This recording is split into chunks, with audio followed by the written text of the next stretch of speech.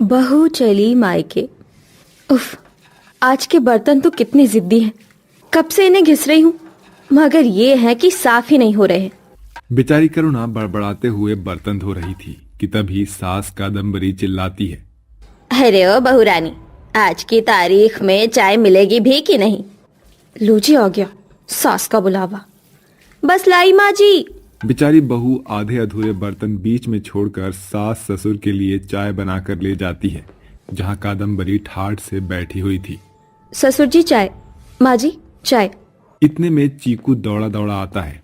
माँ चलो जल्दी से मुझे तैयार कर दो, मेरी स्कूल बस आने वाली है। हाँ चलो चीकू।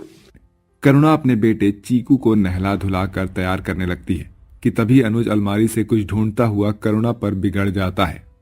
करुणा, मेरी फाइल नहीं मिल रही है। अरे कौन सी दुनिया में रख दी है तुमने? हाँ? अजी वही तो रखी है, अच्छे से ढूंढिए, मैं चीकू को तैयार कर रही हूँ। अनुज गुस्से में बौखला कर करुणा पर चिल्ला पड़ता है। अच्छा, तो सब मैं करूंगा तो तुम किस लिए हो? इस घर में खाली झक मराने के लिए?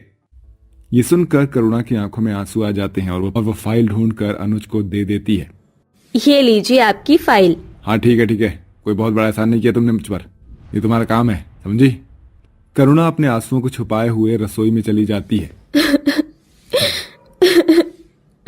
इस घर में किसी को भी मेरी कदर नहीं है। ऐसा लगता है जैसे मैं इस घर की बहू नहीं बल्कि नौकरानी हूँ। अपनी माँ को रोते हुए देखकर चीकू उसके आंसू पोंछता हुआ बोलता है। मत रो माँ, चुप हो जाओ वरना मैं भी रो दूंगा। अच्छा नहीं रो रही। अब तक तो आप समझ ही गए होंगे कि करुणा की उसके ससुराल में क्या स्थिति है। एक लड़की जब अपने बाबुल का घर छोड़कर एक पराये घर से नाता जोड़ लेती है तो उसे अपना घर परिवार मान लेती है, जबकि ससुराल वालों के लिए वो उस घर की सिर्फ एक बहू होती है। करुणा के ससुराल में सास ससुर ननद पति और बेटा था। सबकी खुशियों का ख्याल रखना करुणा पर था। करुणा जल्दी जल्दी नाश्ता बनाने लगती है, तभी ननद चंचल भड़कते हुए आती है। भाभी, भाभी, अरे सुबह के 9 बजने वाले हैं और आपने मुझे मेरा नाश्ता भी नहीं दिया और ना मेरे कमरे की सफाई की। ननन जी, वो आपके भैया की फाइल ढूंढ रही थी, इसलिए नाश्ते में जरा देरी हो गई। अरे ओ भाभी, ये बहाने मेरे आगे नहीं चलने वाले, समझी? पता नहीं माँ ने क्या देखकर गरीब घर की बेटी उठा लाई। ननद ताने मार कर चली जाती है, जिसके बाद तो बेचारी करुणा का मन चीख चीख कर रो पड़ता है, पर उस बेचारी की आंसुओं को बाहर आने की भी इजाजत नहीं थी। अब तो करुणा के लिए ससुराल वालों को सह कर रहना ही उसकी जिंदगी बन चुकी थी। फिर एक दिन, बाबूजी रोटी। तभी बनवारी मुंह बनाकर बोलता है। बस रहने दे बहू, ऐसा लग रहा है कि रोटी तवे पर नहीं है बल्कि भट्ठी से निकाल कर लाई है। अरे कैसी जली हुई रोटी है। इस पर कादम्बरी भी बहू को बहुत भला बुरा सुनाती है। क्यों रे करुणा बहू, खाना क्या आंखें मूंद कर बना रही थी जो रोटी जला दी? यह अनाज तेरे पिता के घर से नहीं आता है, समझी? अनुज, समझा दे अपनी बीवी को। मैं क्या समझाऊं माँ, आप ही देख लो जो आपको देखना है। एक छोटी सी गलती के लिए भी करुणा के ससुराल वाले उसे बहुत सुनाते हैं। उसकी आंखों में आंसू झलक आते हैं। उसका मन अपने मायके की याद में खो जाता है। रहने दे लाडो, मैं बना लूंगी रोटी। माँ बनाने दो। ठीक है बना ले। करुणा बहुत ही खुश मिजाज रहने वाली लड़की थी। उसके स्वभाव में एक नटखटपन था। जैसे तैसे करुणा जली हुई रोटियां अपने माता पिता को परोसती है। सरजून जली रोटियों को भी मुस्कुरा कर खा लेता है। बाबा बताओ ना, कैसी बनाई है मैंने रोटी? बहुत ही अच्छी बिटिया, तभी तो ये रोटी अमृत जितनी मीठी है, क्योंकि मेरी बेटी ने जो बनाई है। ये ले बेटी, मेरी तरफ से तेरे लिए। गरीब सरजून जली रोटियों के बदले 11 रुपया करुणा को दे देता है। बेटी के लिए बाबुल का प्यार होता ही बहुत अनोखा है। बीती बातों को याद करके करुणा का मन दुख से भर गया। आखिर मायका तो मायका होता है। उसी दिन उसने अपनी सास से मायके जाने की इच्छा जताई। माँ जी, मैं सोच रही थी कुछ दिनों के लिए मायके हो आऊं। बहुत दिन हो गए, मैं पिताजी से नहीं मिली। तभी ननद अपना पल्ला छुड़ाते हुए फट से बोलती है। अच्छा जी भाभी, आप मायके चली जाओगी तो घर का काम कौन करेगा? माँ, मैं पहले ही बता देती हूँ, मुझसे नहीं होगा ये काम धाम। वैसे भी मेरे कॉलेज की परीक्षा है। ये सुनकर कादम्बरी ने अपनी बहू को मायके जाने से मना कर दिया। कोई जरूरत नहीं है मायके जाने की। तेरे पिता के घर कोई लड्डू पेड़े थोड़ी बट रहे हैं। करुणा का मन अब उदास रहने लगा था।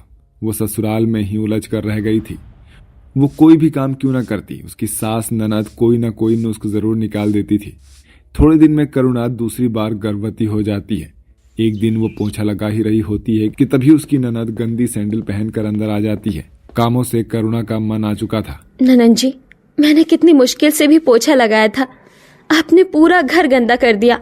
तभी कादम्बरी अपनी बेटी का पक्ष लेते हुए बोलती है, हाँ तो दोबारा लगा दे पोछा, कौन सा तेरे हाथ थोड़ी घिस जाएंगे। बहू होकर भी करुणा की हालत उसके ससुराल में किसी नौकर से भी बदतर थी। दिन भर काम करने के बाद भी सास उसे कोसती रहती थी। जब देखो महारानी पैर पसार कर पड़ी रहती है, चल कपड़े कौन धोएगा। माँ जी, मुझे मायके जाने दीजिए, मुझसे काम नहीं हो रहा। तभी सास ताना कसते हुए बोलती है, अरे कितनी बेशरम है, एक तो पहले बच्चे में भी तेरे माँ बाप तुझे लेने नहीं आए थे और इस बार तो खबर तक नहीं ली। तुझे ही मायके जाने की होड़ मची है, वो तुझे 2 रोटी भी नहीं खिला पाएंगे। इतने के बाद थक हार कर करुणा सामान बांध कर अपने मायके चली जाती है और डबडबाई आंखों से जाते हुए कहती है, माँ जी मैं जा रही हूँ, मैंने इस घर परिवार के लिए बहुत करके देख लिया, मगर यहाँ पर किसी को मेरी कदर नहीं। करुणा को जाता देखकर सास ने मुंह ऐंठ लिया। जाती है तो जा, तुझे क्या लगता है तेरे बिना घर सूना पड़ जाएगा। पर कादम्बरी को इस बात का एहसास भी नहीं था कि घर की लक्ष्मी के बिना घर अधूरा होना ही था। अब तो पूरे घर का काम चंचल पर आ चुका था, पर 2 दिन के अंदर उसने रंग दिखाना शुरू कर दिया। माँ पापा, आप दोनों बता दो कितनी रोटियां खाओगे। भैया आप भी बता दो। बेटी की रोटी गिनकर बनाने की बात सबको बहुत खटकती है। सबने अपनी भूख के हिसाब से बता दिया। चंचल जला पका खाना बनाकर ले आई। जहां रोटी जली देखकर पिता बनवारी ने कहा, चंचल बेटी, ये कैसी रोटी बनाई है, एकदम जली पापड़ जैसी। हाँ, और दाल भी एकदम फीका है, एक खाना भी नहीं बनता तुझसे। ये सुनकर चंचल ने दांत पीस लिया और घमंड से बोली, भैया पापा, एक तो मैंने आप सबके लिए खाना बनाया और आप बुराई निकाल रहे हैं। इतना ही है तो नौकर रख लो, मैंने भी ठेका नहीं लिया सबका। एहसान जताकर चंचल पैर धमकते हुए कमरे में चली जाती है। अगले दिन अनुज को ऑफिस जाते वक्त अपना कोई भी सामान जगह पर नहीं मिलता है। उसने नम आंखों से करुणा को याद करते हुए कहा, जब तक करुणा थी ना, मेरे हर कपड़े मुझे धुले धुलाए मिलते थे। मुझे उसे मायके नहीं जाने देना चाहिए था। अनुज को करुणा को याद करता देखकर चीकू सुन लेता है और वो भी रोते हुए कहता है, डैडी, माँ की बहुत याद आ रही है, आप मुझे ले आओ ना। इतने में कादम्बरी आ जाती है। अनुज अपनी माँ की ओर एकटक देखने लगता है। तभी वो भी रोते हुए बोलती है, जा बेटा, बहू को ले आ। जब तक वो यहाँ थी हम में से किसी ने भी उसकी कदर नहीं की, मगर उसके मायके जाने के बाद ये घर बहू के बिना एकदम अधूरा हो गया है। अगले दिन अनुज आंखों में पछतावे के आंसू लेकर उसके मायके आ जाता है। अरे कादम्बरी जी, आप आइए, बैठिए ना। प्रणाम माँ जी। प्रणाम बाबूजी। करुणा, मुझसे गलती हो गई, मुझे माफ कर दो। मैंने तुम्हारी कभी कदर नहीं की। मैं ये कभी देख ही नहीं पाया कि तुम कैसे सबका ख्याल रखती हो। बस कमा कर खिलाने का एहसान जताता रहा, मगर आज मुझे तुम्हारी कदर है। घर चलो प्लीज। ये सुनकर करुणा की आंखों से झरझर आंसू टपकने लगते हैं। धन्यवाद भगवान जी। करुणा खुशी खुशी अपने ससुराल लौट आती है, जहां कादम्बरी ने करुणा का स्वागत किया। आजा मेरे घर की लक्ष्मी, आज से तू हमारे घर की बहू नहीं, बल्कि ये हमारी बहू का घर है, तेरा अपना घर। करुणा अपनी सास के गले लग जाती है। आखिरकार उसे अपने ससुराल में वो आदर और सम्मान मिल जाता है जिसकी वो हमेशा से हकदार थी। जब जन्म देने वाले विधाता ने बहू बेटी को एक ही कोख से एक से स्वरूप में जन्म दिया है, तो फिर क्यों इस समाज और ससुराल में बहू बेटी में फर्क किया जाता है। कादम्बरी देवी की तरह औरों को भी अपना नजरिया बदलने की जरूरत है, क्योंकि आज भी कई करुणा घुट घुट कर ससुराल की दहलीजों में जी रही हैं।